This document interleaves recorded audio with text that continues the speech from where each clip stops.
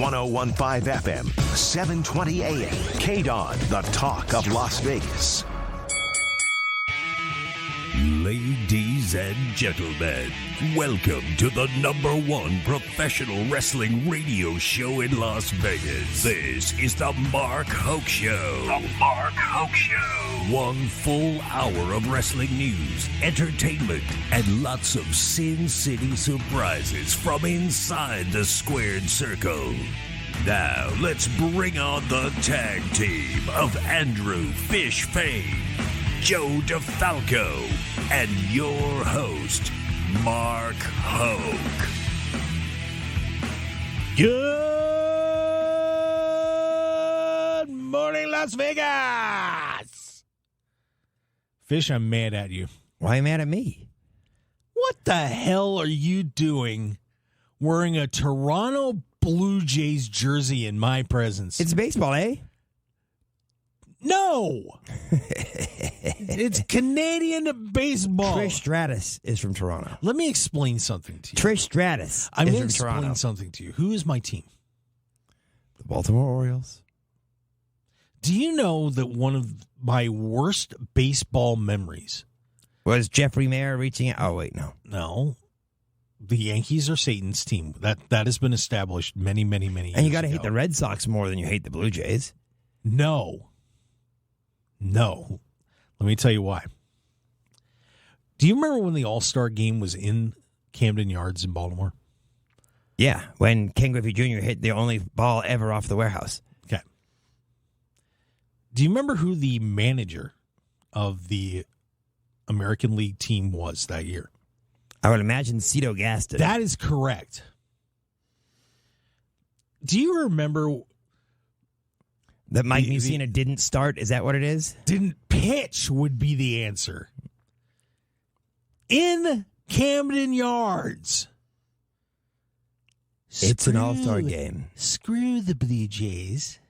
It's an all-star game. Let's get to wrestling. They are terrible. We're going to pass them and send them home. That's fine. It's going to be fun. That's fine. Anyway. I'm a Dodger fan, so I like the jersey for the Blue Jays. I'm just a Dodger fan. No, we're and in first place. Fish has one of the greatest collection of baseball jerseys. It's amazing. It really is. But don't ever wear that jersey in my presence again, or I will light it on fire. All right, next week. If you're in it, too bad. Next week I'll wear the A-Rod Yankees jersey then. Oh, don't do that either. Now, yes, of course, we are the #1 pro wrestling show here in Las Vegas, and boy, you just laid the smackdown on the Blue Jays. You see that? Yeah, I did. Boy, did we get some news this week. I mean, I guess, they say that no publicity is bad publicity. So it's all good. It's all roses for WWE, apparently, because they're dominating the news cycle. Yeah, this ain't good. No, it isn't. This is not good. The Wall Street Journal keeps getting more. It's getting more. The price is going higher and higher. The amount of money he spent it's over $12 million now. Oh, my Lord. Are you ready for this one? As the McMahon castle continues to crumble, the Wall Street Journal has reported, as this investigation has continued, of course, we had the earlier revelation that Vince paid a paralegal $3 million in a settlement, a female paralegal, to settle out a little sexual harassment issue. More than $12 million in hush money in the past 16 years to, quote, suppress allegations of sexual misconduct and infidelity. The money was paid, and by the way, this is courtesy of Cultaholic. Thank you to our good friends over there. Money was paid to 4 women who each signed non-disclosure agreements that prevent them from speaking about their relationships with McMahon and from talking about any potential legal claims against the 76-year-old, by the way. To me, the biggest issue becomes not even the payments, it's the fact that there is a female wrestler who has not been named, I'm sure we could figure out if we wanted to, who originally apparently engaged in oral sex with Vince McMahon, but then decided she didn't want to do it anymore. And so her contract was not renewed because of it. That's where he's really going to get in trouble, is firing people because they're not going to do sexual favors for him. So, as you mentioned, one agreement, $7.5 million with a former talent. All you got to do is see what females got released in 2005, and you can kind of figure out which one it is. If you wanted to do the digging. Because, I'm sure it wasn't Nicole Baths. That one got settled in 2018. Another WWE contractor presented unsolicited nude photos of McMahon that she claimed to have received from him. Could you imagine that? Just a naked photo of Vince McMahon? Yikes. Also alleged McMahon sexually harassed her, and a roughly $1 million settlement was agreed upon in 2008. For her manager, alleged McMahon initiated a sexual relationship with her, and she was paid $1 million to stay silent. The board was investigating another $3 million hush payment made by McMahon to a former employee over an alleged sexual relationship as well. And our boy Johnny Laurinaitis, Johnny Ace, he's turning out to be a deuce now, isn't he? At least. Was also involved in another one here with a $1.5 million non-disclosure agreement. Boy, I wish I had that kind of money sitting around to tell women to go away. I will say this. One of the interesting things you said, and you just said it because of the term that was used, and it's used in the story, and it's used purposely, that this was a contractor.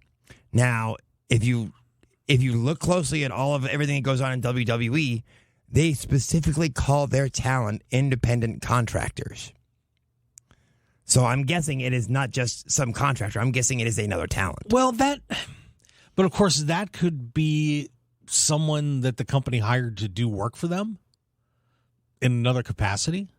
There's a WWE contractor could be. I mean, I could have hired you to work on my website. No, I know, I get that, but I'm guessing it's going to be another wrestler.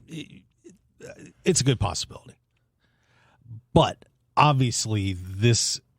I mean, and the funny thing is I've never been a fan of John Laurinaitis, period. But he's really getting thrown to the wolves here because Vince McMahon has got the backing of money and attorneys, and Johnny Laurinaitis is just like, see ya. You got nothing. You're done. Yeah, I mean, obviously he's been removed.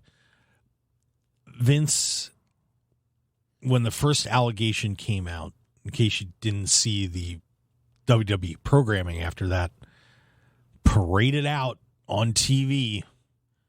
I'm Vince McMahon, and now and forever. That didn't play well in the locker room, by the way. No.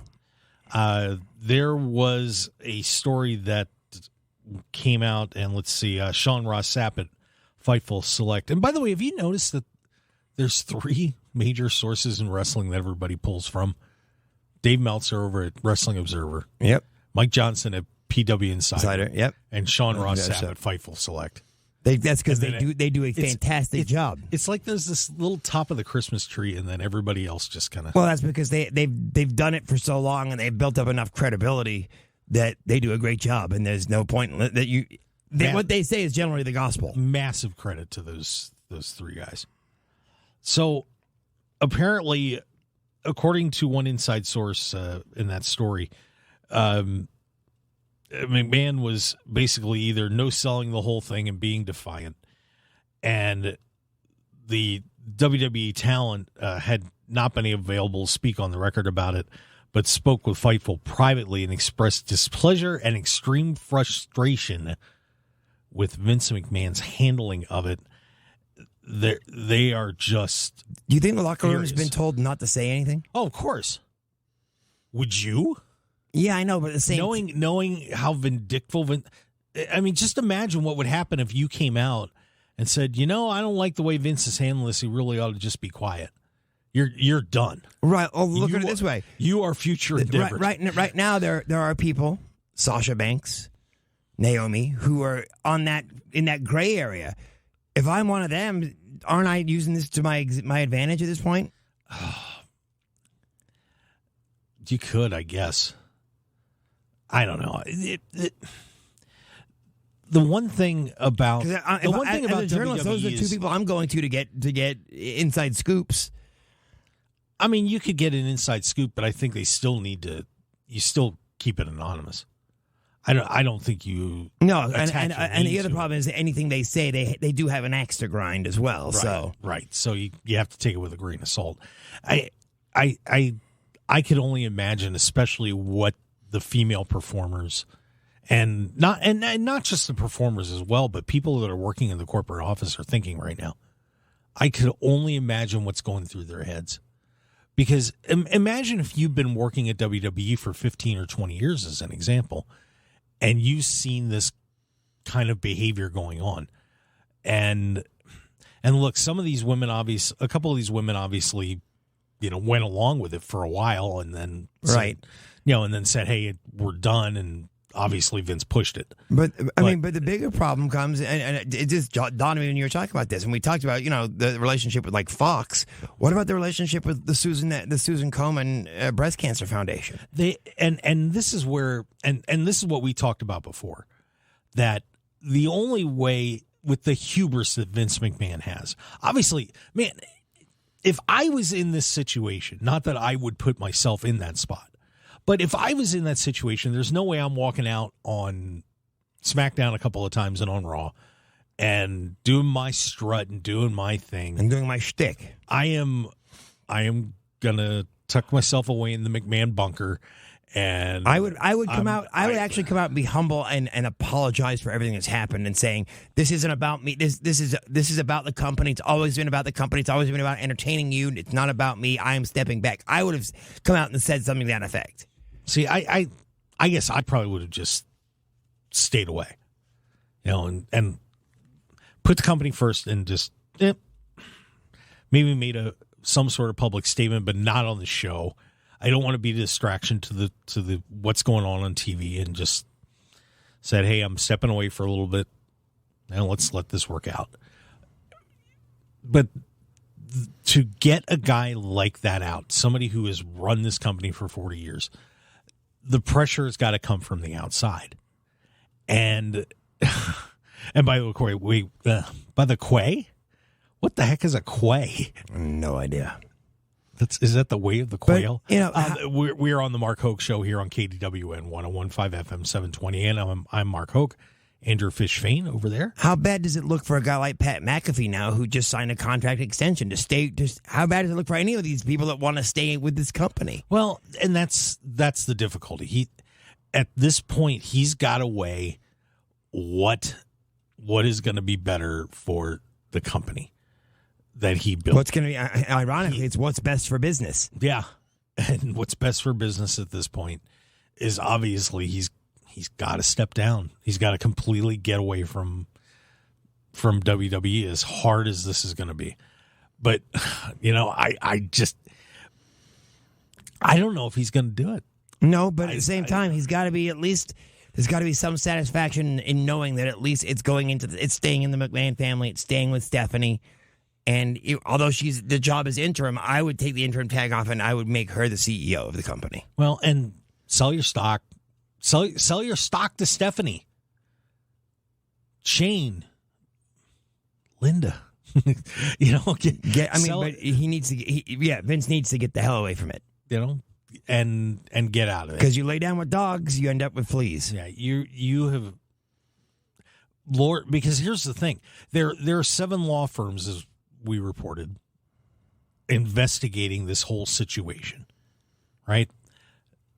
This has only been going on for, 2 weeks? Yeah, this is just the tip of the iceberg. I get the feeling there's going to be a lot more, because when you're a womanizer like that, you're a serial womanizer. So I would imagine they're going to dig and dig and dig, and they may find upwards of $40 or $50 million in payments.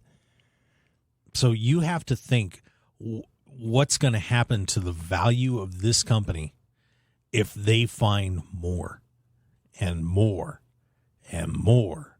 And how much worse can it get? Just not even the amount of people, but how much worse can it get story-wise? I mean, this is going to be a disaster if they dig up anything else, because and I'm sure Vince knows. Obviously, he's going to know there could be more coming. So what do you do? If you know they're going to find it, you have to get out in front of it, don't you? Right. You've got to get out in front of it, because the only way that there's only two ways this ends. They either keep going and going and going and dig it up and wreck the value of the company, or you say, I'm out, and the investigation stops. There's only two things. There's only two results here. So what do? Well, the best thing you do is you sell your stock, you make a lot of money, and go live on an island somewhere. Right. The question is Vince McMahon able to process that? And part of what made this company so great was his ego, and that's what's going to end up taking it down. Yeah, and this is the point where, you and I, we had talked about this before on the show.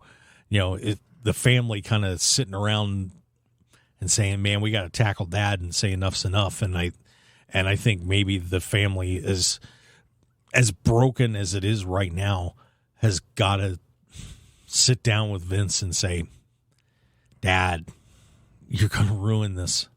You're going to ruin this. And, and unfortunately, Vince has fired Shane. He's fired Stephanie. Obviously, his marriage is apparently a sham. They demoted Triple H, obviously. Yeah. But they've got to do something. They've got to find a way to pull together and say, look, for everybody's sake, enough's enough. Yeah, and they need to do it quickly. Because the longer this drags on, the worse it gets. But it's kind of ironic at this point that you just fired your daughter. What was that, 2 months ago? Yeah. 2 months ago. And she's back.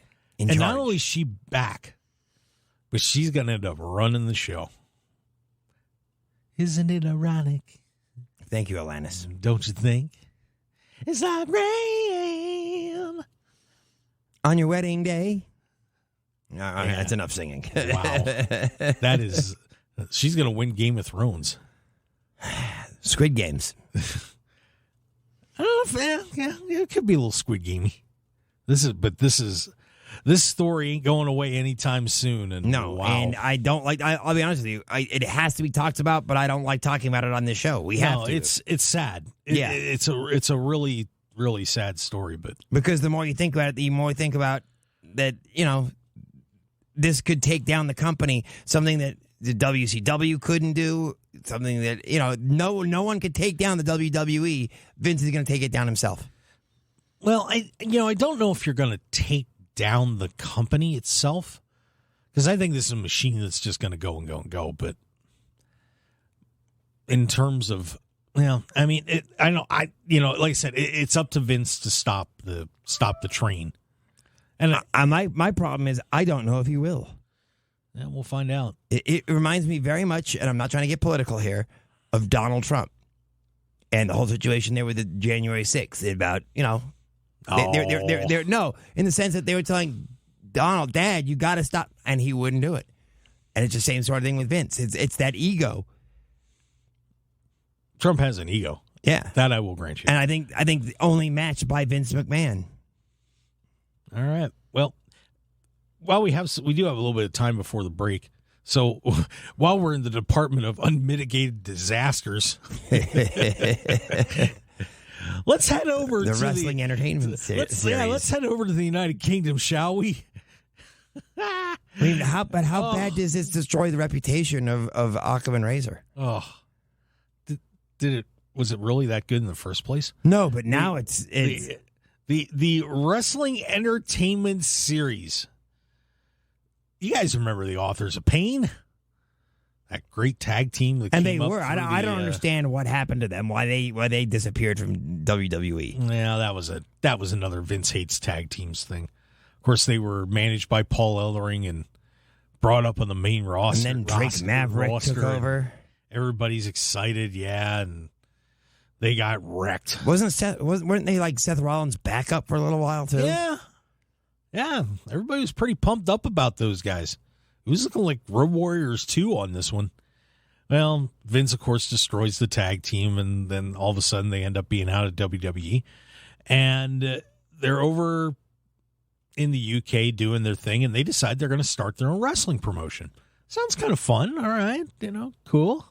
And that first card that was supposed to happen in like a week or two. Yeah, they were scheduled. Had some actually pretty big names allegedly attached to it. So they decide that they're going to run an event at the Motor Point Arena in Nottingham, England. This is like about a 10,000-seat facility. Robin Hood. Yeah, pretty. Oh, that's the sheriff of Nottingham. No, never mind. Wow.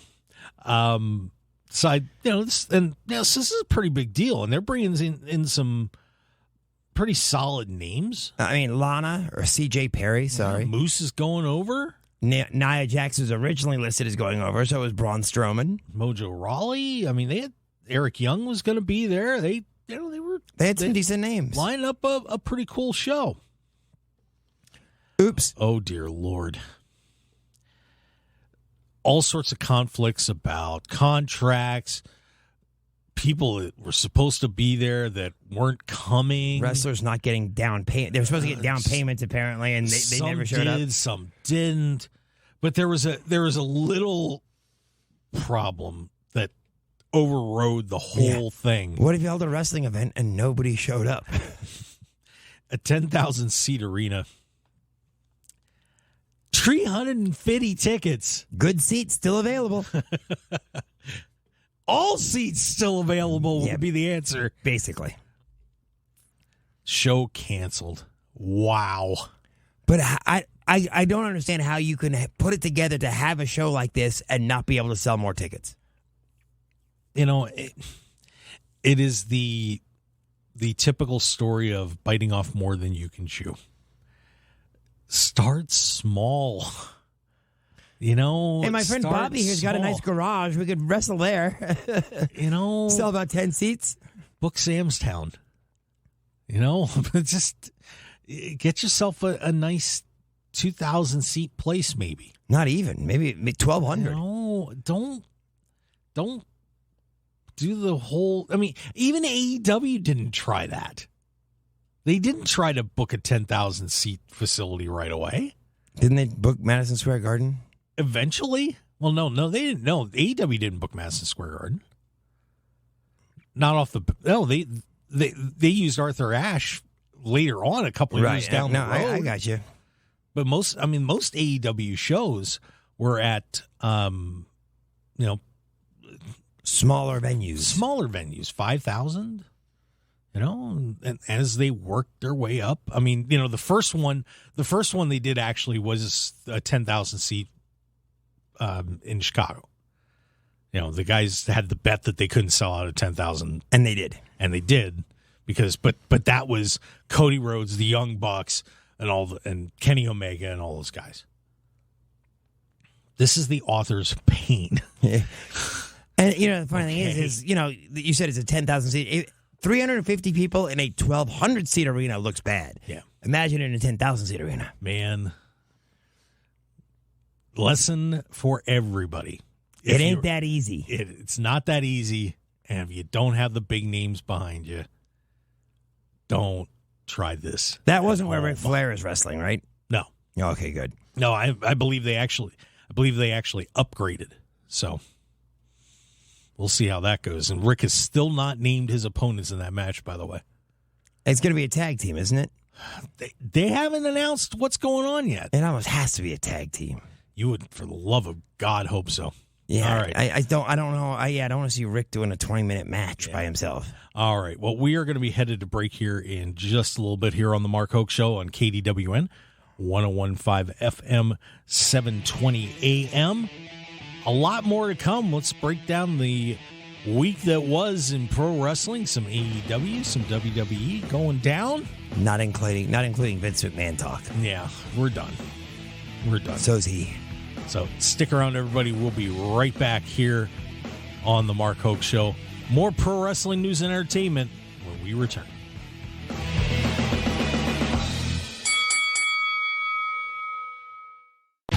Want more of The Mark Hoke Show? Follow us on Twitter at Mark Hoke Show, like us on Facebook at The Mark Hoke Show, and visit markhokeshow.com to keep up with everything happening with the show.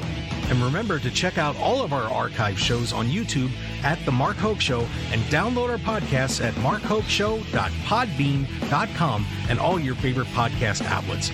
So join the Mark Hoke Show family today, and thanks for listening. 1015 FM, 720 AM, KDWN, the talk of Las Vegas. This is the Mark Hoke Show. The Mark Hoke Show. Here again, your host, Mark Hoke. We were just talking about Elf on the Shelf. Yes, we were. We were. And it's not even close to Christmas. Why are we talking about Elf on the Shelf, you may ask?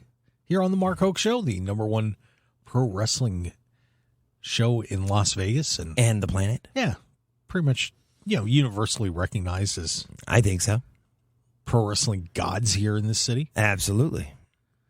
Well, because we were talking about that handsome young man, Austin Theory. Sorry, it's just Theory. Theory. God, I can't do it. They still have the A in there. I know it's like all day theory or whatever. Yeah. What is an all day theory? I have no idea. A theory that takes you all day to come up with? Is there an all night theory? God forbid. There probably is. But, we're not. We're not going there. This is a family show. No, it's not. Okay. Even though when I put the videos up on YouTube, I do say it's not for kids. No, actually, I think the last one I finally did. I think I did that. Probably a wise move. But anyway. Yeah, Austin Theory's been running around now. Wins that Money in the Bank case. And in one of the worst heel turns in the history of heel turns, Lacey Evans is now a heel. I don't know. What?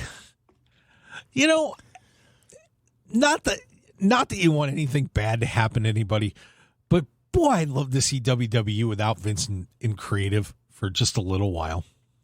Because that's just, they did all those vignettes, drumming her up, and she came back and got no pop. So she's a heel now. She laid out Aaliyah, who was supposed to be an up-and-comer, who basically is now a jobber. You gotta say that's one of those things where they listen to the crowd. And I feel bad for her. Who, Lacey or Aaliyah? Yeah, Lacey. Oh, okay.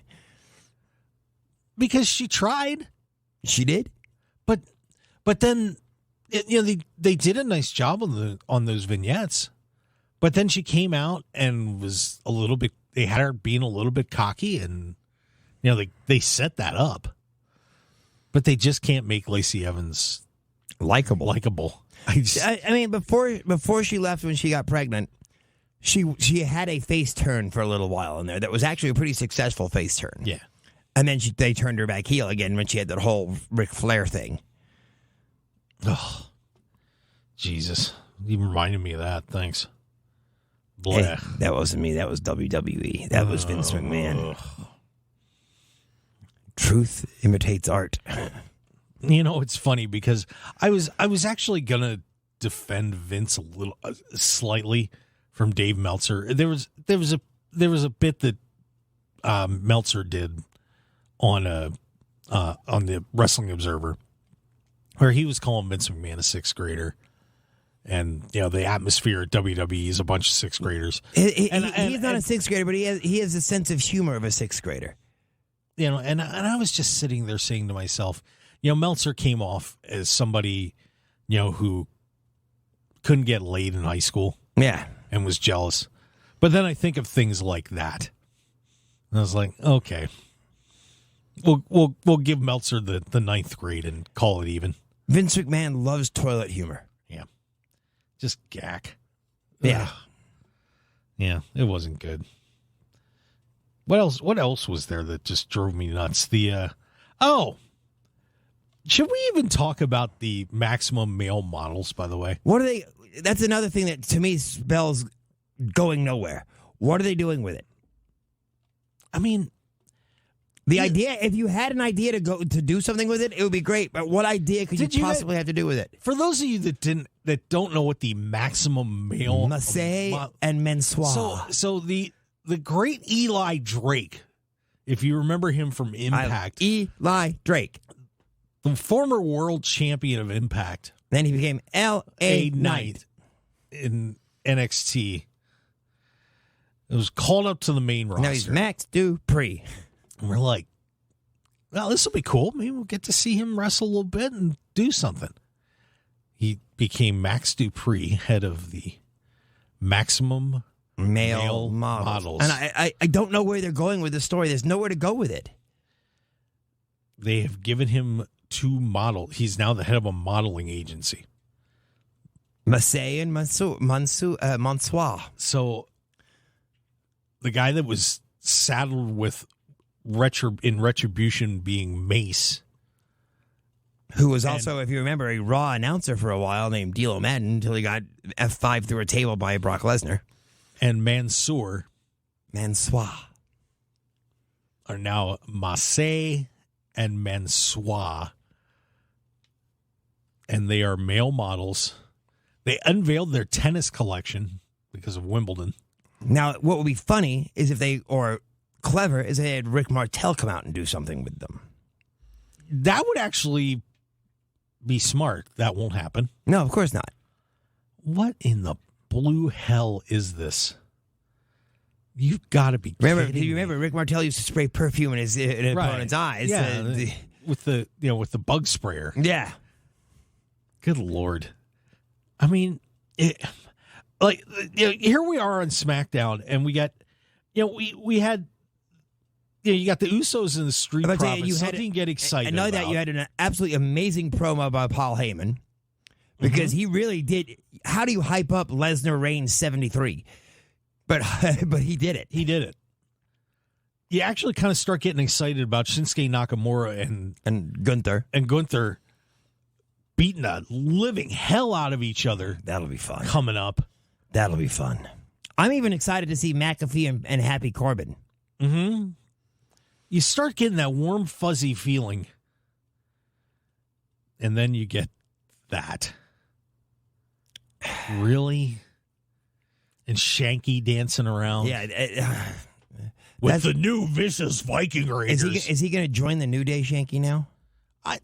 Is he going to take Big E's spot? Why not? Big S? What the hell? Do it! Who else we got? Somebody call the Honky Tonk Man. Be cool and cocky and make Shanky and the Honky Tonk Man a tag team. Put the belts on them. I mean, they didn't even have... Jimmy Hart's not doing anything right now. They didn't even have Shanky and Knife. Put them in the Maximum Male Models. Oh, geez, don't say that because they will. And make Lacey Evans the champion, and she can be the feminine freaking model, and just throw it all in a big ball of goo. Come on. And the funny thing is, there was some good stuff that went on SmackDown and Raw, but they ruined it with this crap. Oh God, why? I'm Mark Hoke, and I'm sad. That's Andrew Fain.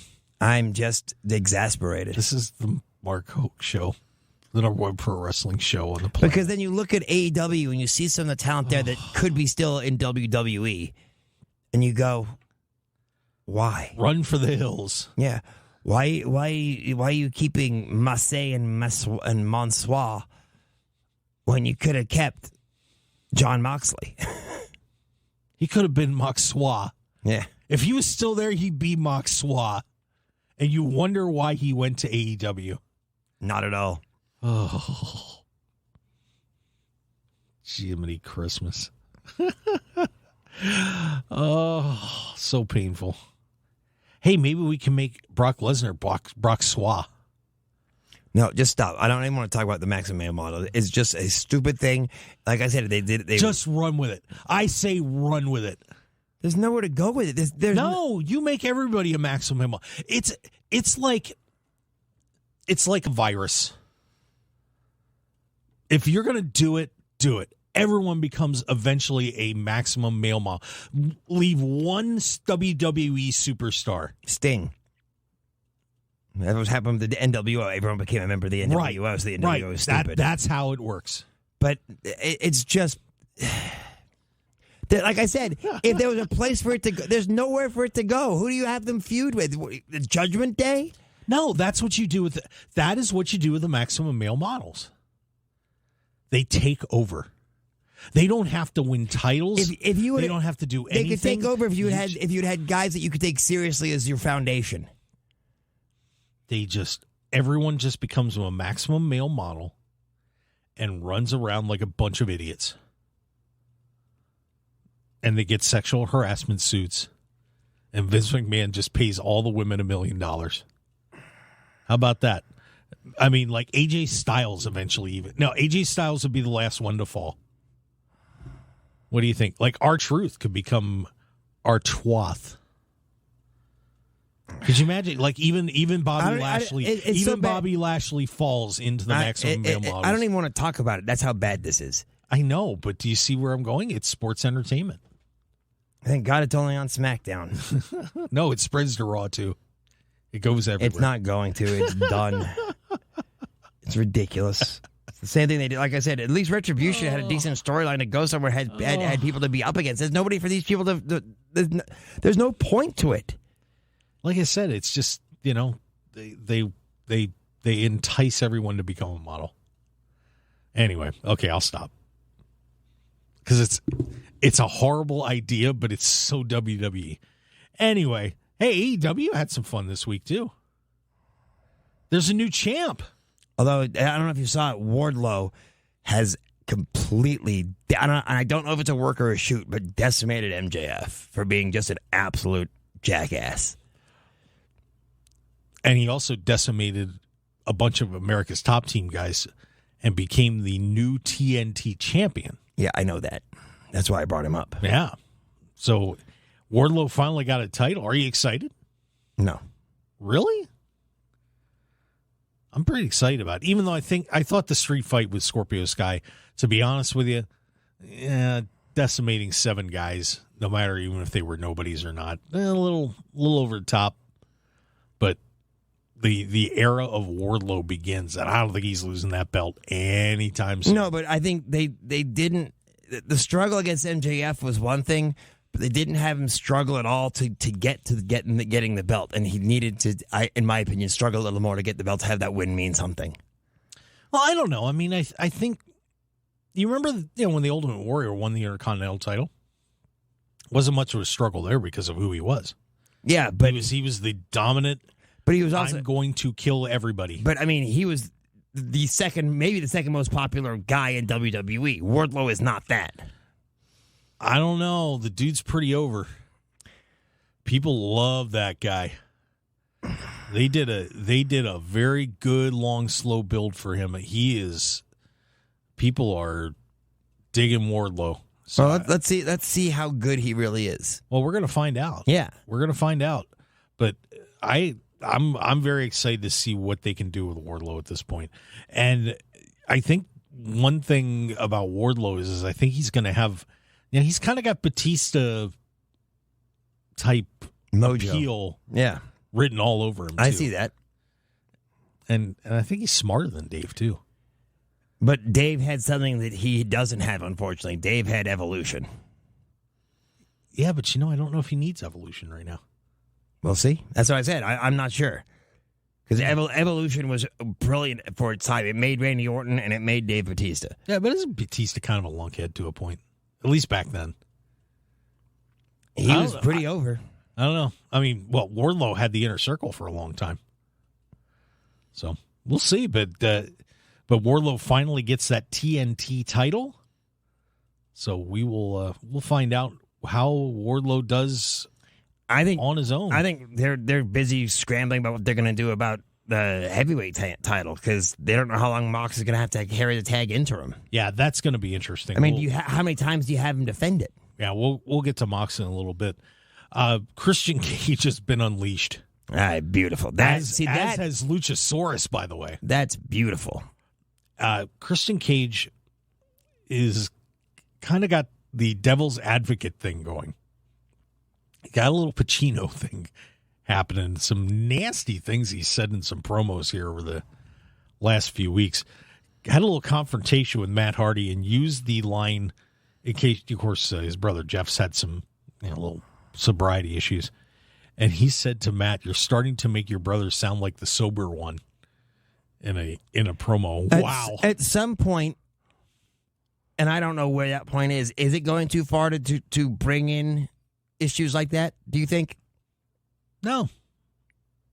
It's the situation with Christian. I mean, geez, he brought up Jungle Boy's dead dad. I know that's my question. That's where I was headed. Is there a line that you don't cross, or is there no line at all?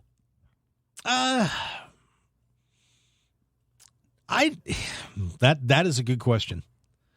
I mean, he's drawing heat, but I think that Christian needs to do as much as he can. I mean, they really had him on a leash for a long time here, which made no sense to me. Why bring him over if you're going to put him on a leash like that?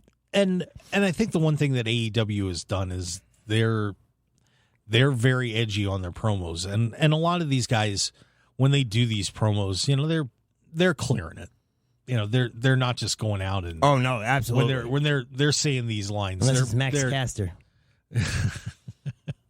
Yeah, Max got away with he didn't get away with the one. Yeah, exactly. Whoopsie. But Christian is turning out to be a pretty darn good heel at this point, and. I'm still not 100% sold on Luchasaurus as a heel. I kind of liked him being the big nice dinosaur, and I think, but maybe there's a marketing side that works with him. But that I'm not sure about because I agree with you. To me it just doesn't seem right. Yeah, but Eddie Kingston's getting turned loose here too, and he's going to have a barbed wire death match with Chris Jericho coming up in a couple of weeks. That's going to be a lot of fun. But then you brought up Moxley, and he just had a title defense against Brody King, which was a lot of fun, and that should be interesting. And Mox, who else? But who is your next challenger for the interim title? And how long do you keep in the term interim title? Well, and that's the thing, and honestly, if Punk would have had a shoulder injury or, some sort of muscle issue or something like that, I mean, obviously if it was a torn pec or something like that, you got to take the belt off him. Tony did that out of loyalty to Punk. And of course, if you didn't know, CM Punk, right after he won the world title, had a lower leg injury, which apparently is a broken foot. Had to have surgery on it. And the x-ray shot, apparently it was way worse than they thought. So he might be out a long time. I mean, a broken foot, man, that can take forever to heal up. I mean, he may not be back this year. We're already in July, so he may not be back this year. I mean, this is a very difficult situation for AEW, but they've committed to this interim championship situation. I think you committed. But shouldn't it just be? You're not the interim champion. You are the champion. When CM Punk comes back, he fights whoever's holding the belt. Punk is the next challenger. Yeah, it was. They followed the UFC model. And boxing model. I don't know if it was the right decision or not. I admire Tony for deciding to stick with Punk on this, but honestly, I would have taken the belt off of him. All you're doing is that when Punk comes back, he gets whoever's champion at that time. Punk gets that first shot at him or the next shot at him. Absolutely. I do think that it's hurting Moxley. Going to hurt Moxley if this really drags out. But we'll see how it goes. I mean, who's next for Mox? Boy, I don't know. I mean, there's obviously a lot of guys he can take on. But what about Miro? Miro's a possibility, but they just set him up to take on Aleister Black. So that one's he's tied up there. God, the list is so long. It's what about so long. Bringing like Adam Page or Kenny Omega? Because Kenny Omega's got to be coming back at some point. Yeah, Omega's still out too. He's still on the shelf. They don't know when he's getting back either. I mean, this is This injury situation, the one thing, we remember an era in WWE where, they had to really transition into the new guys. This is the chance for the young guys to stand up and But I mean, the injury bug's hitting both. Randy Orton is, to me, is just as big an injury as anybody else in AEW. Yeah, this is a tough spot. It's a tough spot. But the one thing about the AEW bench, it's deep. It is very deep. It is deep. So you ask a good question. Are Red Dragon? They're still out too. Are they really? Okay. Mm-hmm. Yeah, look at this. And Adam Gold. Adam Cole is going to be out for a while, too. That concussion was really bad. Yeah, it was. Plus, he has a torn labrum, too, so he's gone for a while. And in WWE, I only mentioned it because I remember now we saw the picture. Rhea Ripley, we don't know when she's coming back. Yeah, she's messed up. I mean, Bayley's been gone for well over a year. She should have been back, I thought, by the Royal Rumble. That was 6 months ago. Yeah.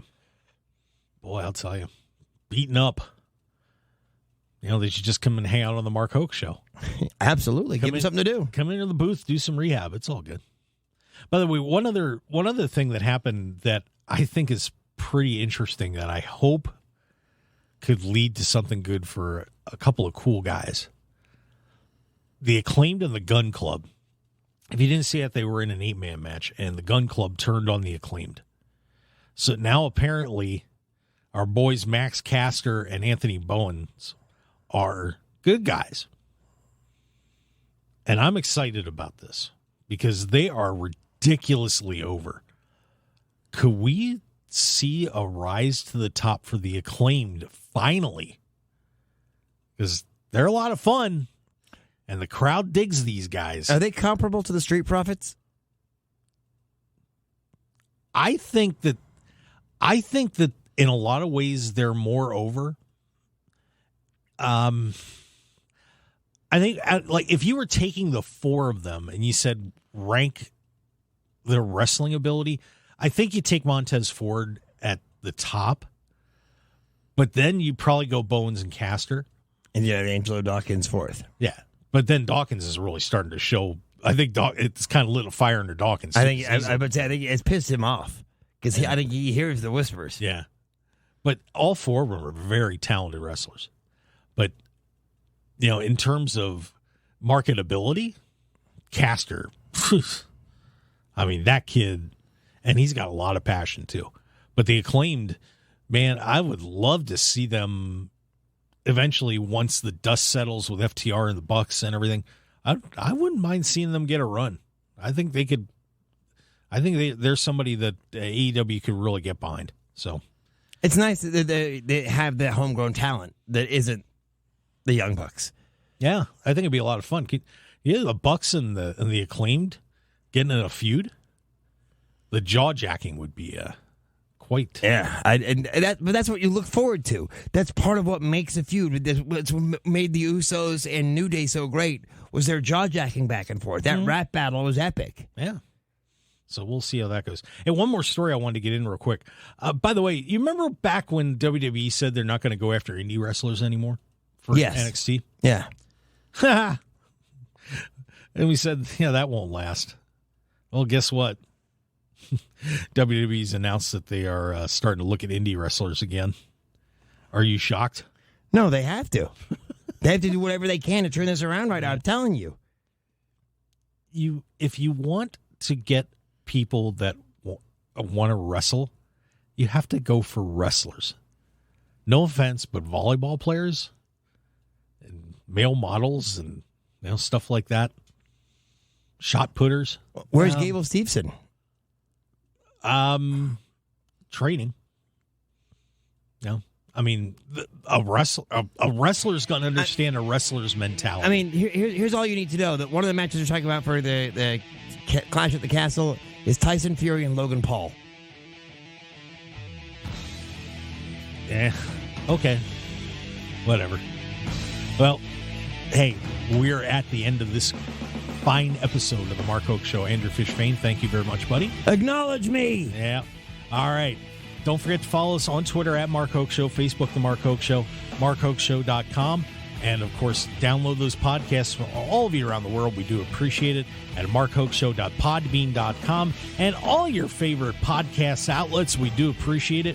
We will see you next week on the Mark Hoke Show here on KDWN 101.5 FM, 7:20 a.m. We'll see you next week. Have a great Sunday, Las Vegas.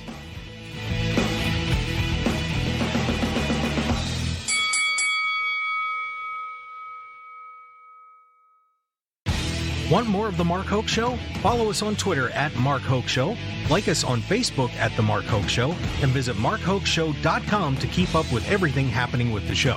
And remember to check out all of our archive shows on YouTube at The Mark Hoke Show and download our podcasts at markhokeshow.podbean.com and all your favorite podcast outlets. So join The Mark Hoke Show family today, and thanks for listening.